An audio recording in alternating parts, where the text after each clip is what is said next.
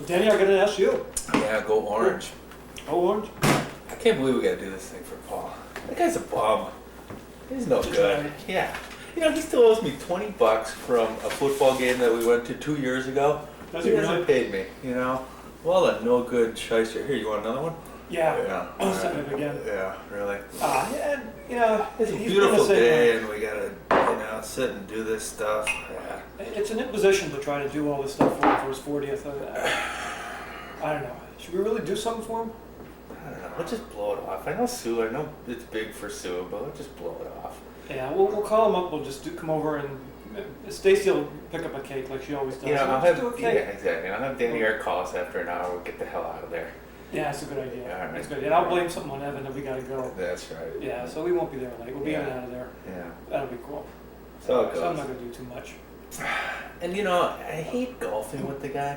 Every time I go out, the guy's talking so much trash about what a great golfer he is, and I beat him all the time. You should hear him on the phone to me after you beat him all the time. Absolutely, He calls me and tells me how he beats you all the That's a time. bunch of garbage. Yeah. Oh, I can't believe he does that. Right. And he backs loser sports teams all the time. And that's historic, yeah. So it goes. But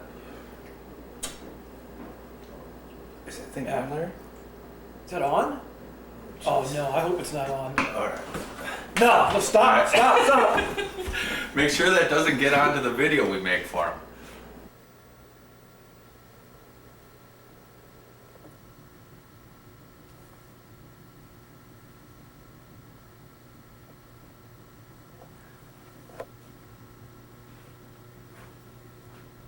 I know that Paul has always been a big tennis player, going back to Albany days, when he's been in many leagues and has played many contract tennis.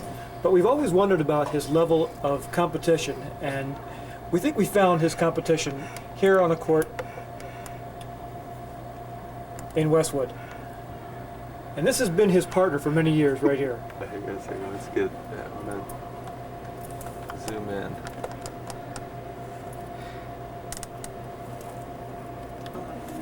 Alright, got it.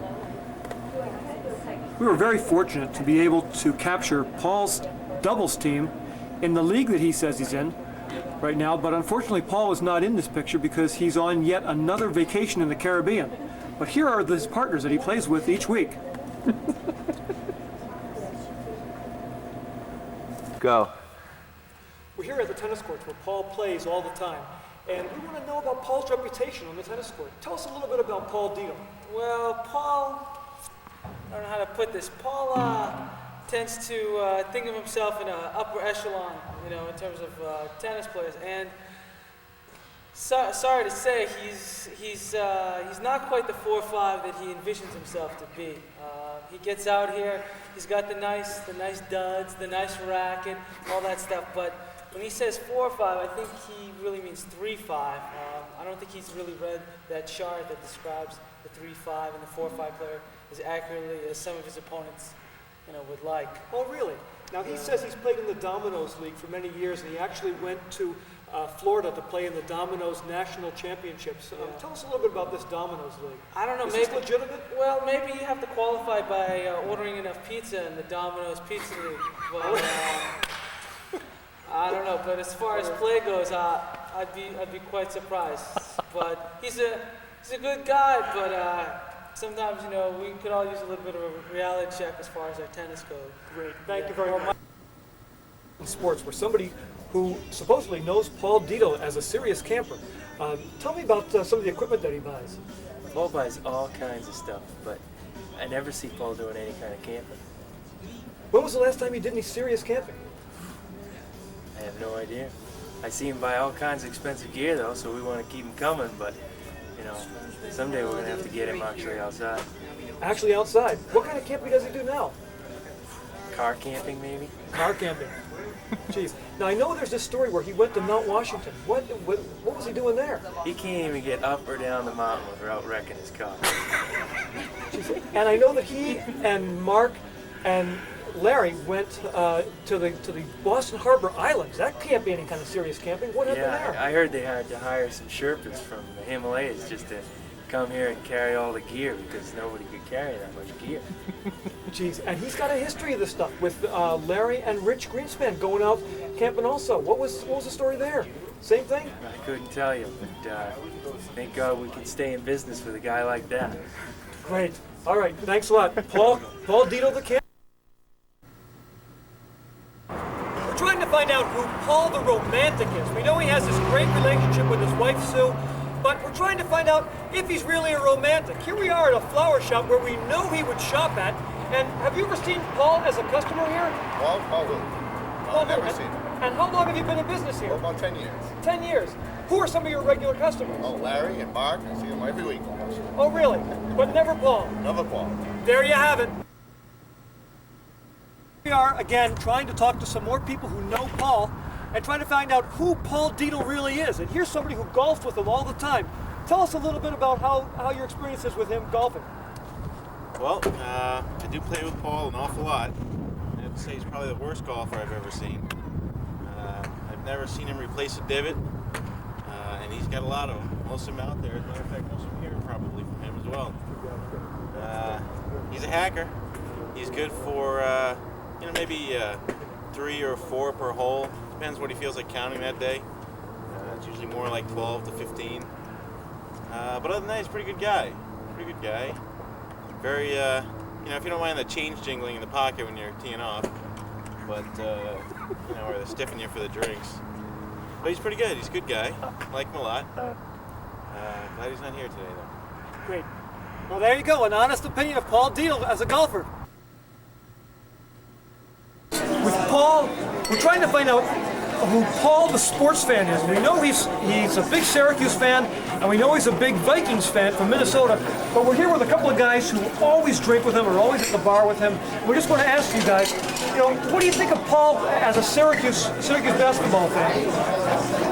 Oh, I can't tell you. Syracuse is just the worst team, he sits here and he's like crying because they always lose. And I mean, it's just ridiculous, Plus Minnesota, God love Tampa Bay. I'm glad they beat them and all that, They had like an awesome year, and I'm a Tampa Bay fan, and Minnesota was just like, they had a good year, but they choke, of course. So, I don't know, I can't tell you. Have you ever seen Paul happy here? No, his teams are always losing, it seems like, He's always sitting there like crying about something. Like, Syracuse is get another team now, Can't help you. Can't help you. It's just ridiculous. And he follows these shitty ass teams. There you have it. Paul the sports fan following lousy teams.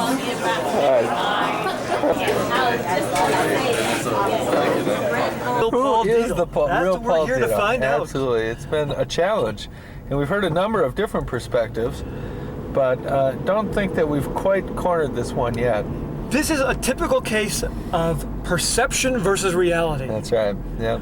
Where the perception just does not match reality. That's right. We've searched. We've been all over. We've High and searched low. the camping places, the golf places, tennis, That's right. the romantic places, the sports places, everywhere. But we cannot seem to match up the perception and the reality of Paul Dietl. And we've heard it in the words of the people who know him best, the people who are closest to him, his dearest friends, and the people who share the most important moments of his experience with him. We've gone in search of.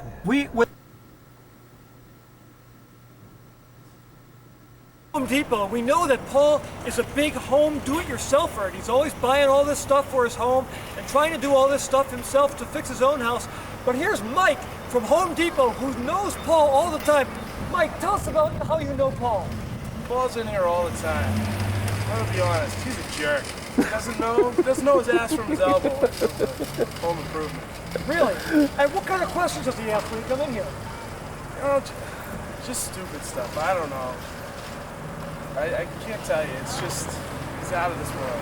Out of this world. And he's had this whole kitchen renovation project where he's renovated his whole kitchen. Tell us how's that going? I mean, he decided he was going to do all this stuff himself? Oh, he's in every day. He buys something, then he brings it back. He never knows what size he needs. He's unbelievable. Jeez. And if you were going to rate him in terms of all of your customers, how would you rate him? On a 1 to 10 scale, I'd probably give him a 2. A 2? A 2. Jeez. All right, well, there you go. Paul Dietl as a do-it-yourself. We're here at East Coast Diapers, where we hear that Paul has made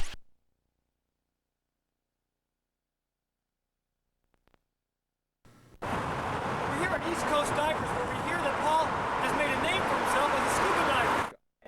We're here with Jim at East Coast Divers, and we hear that Jim knows Paul very well because he shops here all the time. And Paul has become a pretty qualified scuba diver by coming here and being a regular customer. Jim, tell me about the kinds of equipment that he buys. Well, he buys all the top-of-the-line, finest gear around. Actually, we still have his Daycorn regulator here. We don't know exactly how this is supposed to function with the knot inside there, but it's no doubt high quality. Tell us about some of the clothes that he has to wear. Yes, actually, he just purchased a very fine suit from us to help keep him warm here. It's a back zip, very elegant, and very revealing out in front here to keep him looking good while he's doing his diving. And tell me about some of his diving experiences. I'm sure he's related some of his experiences to you. Yes, actually there's a time, I guess he was out in Turkey one night and doing some scuba diving out there. And during his dive trip, he misplaced his wallet and certification card out there. And luckily, some good fish, I guess, happened to bring it back for him and turned it in. Now, this seems like a pretty major blunder on the part of a scuba diver. Where does that rank in terms of scuba diving blunders? It's down there. It's pretty low on the scale there. You know, it's not something you see every day, but it takes a unique person to have that happen. So I would guess you would get an awful lot of scuba divers in here, many different levels of sophistication and abilities. Yeah. Where does Paul stand in that level? He doesn't stand, actually. He doesn't stand. He's sitting. He's sitting. Terrific. Jim, thank you very much. All right, thank you. So.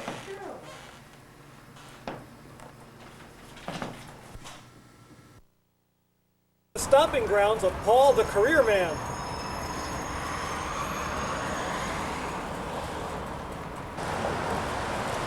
We gotta find the real Paul here.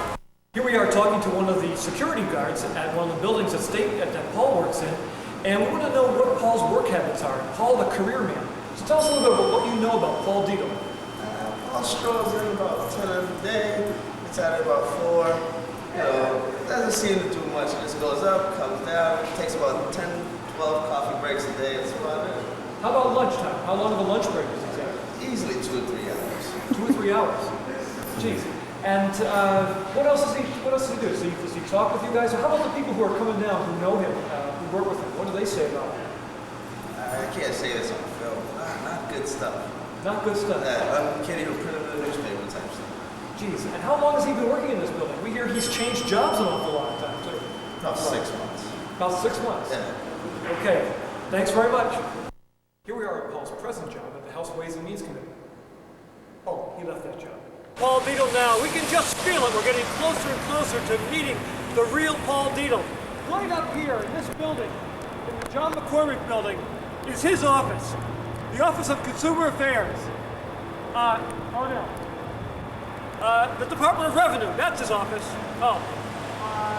No, not the Department of Revenue. House Ways and Means. That's his office in here. No, he left that job too. Geez, I don't know where he works now. Justice. No, revenue. Revenue Department. No. No. Geez, I'm not sure. I think Paul Dietl is one of those no-show state red hat. We're talking about Paul, the Career Man, and he comes here all the time for lunch. Can you tell us about Paul? Paul is like the perfect example of the waitress's worst nightmare. He comes in here. If he hasn't already been drinking, he's out there, okay? So he comes in, sits down, he'll order his drink, and then he's really loud, okay? He bounces around to all the tables, hits on all the women. It doesn't matter if they're attractive, old, young. I mean, they could be like 13, 80. It doesn't matter. But he hits on everyone. And he's not even like, suave about it. He'll go up and say, hey, baby, just like, instead of talking to your face, as a woman, I'm very conscious that he'll be looking like right there. And I'm not even, that big, so, but, he'd be talking like to me, for example, he'd be like, how you doing? That's like so not cool. So then Then he'll drink till he's like practically legless. I'm sure, you know, he makes a mess in the bathroom. Comes out if he can even get out without assistance. He's left without paying his checks. But he, you know, and then he'll be, I'm sorry. And he's but we let him back, you know, give him another chance. And he's a lousy tipper. I'm lucky if I get 5% out of him. It's basically when you see Paul, it's like run, okay? Just run in the opposite direction. Try to like, oh, go to the bar, you know, whatever. You just don't want to do it. So, you know, I hate waiting. I think that says it all about Paul.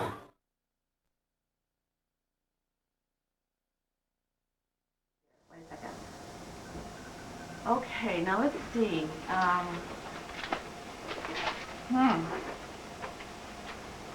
No, certainly not. I don't find Dietl, the name Dietl, anywhere in our records. No, I'm afraid not.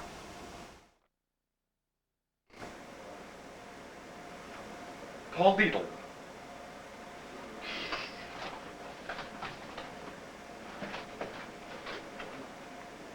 Are you sure that he graduated from Hamlin? I'd be very surprised. I don't find that anywhere in our records. Paul Dietl? Oh yeah, I've heard of him. Sure, he was an organizer.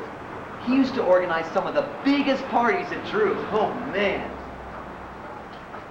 Is he still alive? Yes, Paul Dietl was very active with the student body at Hamlin. Just about everybody he could get his hands on.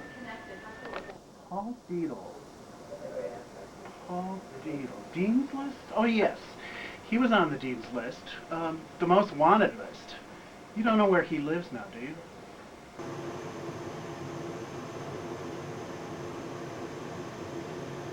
One story that we know about Paul is that he ripped his Achilles tendon playing basketball. And here we are with one of the fellas we was playing basketball with that evening. Come on over here, tell us a little bit about Paul. To tell you the truth, Paul didn't really have the ups, you know what I'm saying? Never really should have been on the court in the first place. Torn ACL, bum knee. He just, best bet maybe 11th man, 12th man tops, but just didn't have it. Just didn't have the ups, didn't have the desire. You know, I mean, I played basketball in high school as a point guard. I'm 30, now I'm playing in the league again. You know, you gotta get motivated, you gotta be able to play, but Paul never had it. I don't know why he was on the court to begin with. He's better off playing badminton or something like that, you know? There you have it. Oh. Who is some of your customers? Oh, Larry and Mark. Here's a couple of real golfers we found. Dietl? You must know Paul Dietl. Tell me what you know of Paul Dietl. You don't know him at all? Right. Here he comes.